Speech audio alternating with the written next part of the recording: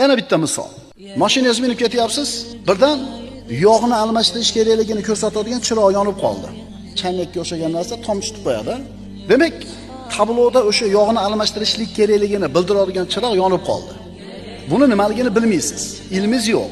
Oldingizda turgan odamdan so'radingiz. Bu nimaga yondi desa, bilmadim, chiroyli turish uchun bo'lsa kerak-da deb qo'ydi.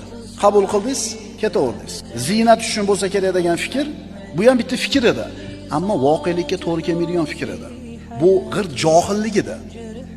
Endi nima bo'ladi bu mashina? Yog'i tugaydi, yuraveradi, usluq beradi, katta chiqimga tushadi. Demak, siz bilan bizda ham birodarlar voqelikka to'g'ri kelmaydigan xato o'ylar, fikrlar bor bo'lishi mumkin. Bizda ham bir johillikdan bir nasiba bo'lishi mumkin. Agar mana shu xato fikr, tushunchalarni kallamizdan chiqarib yuborsak, demak biz olim bo'lamiz.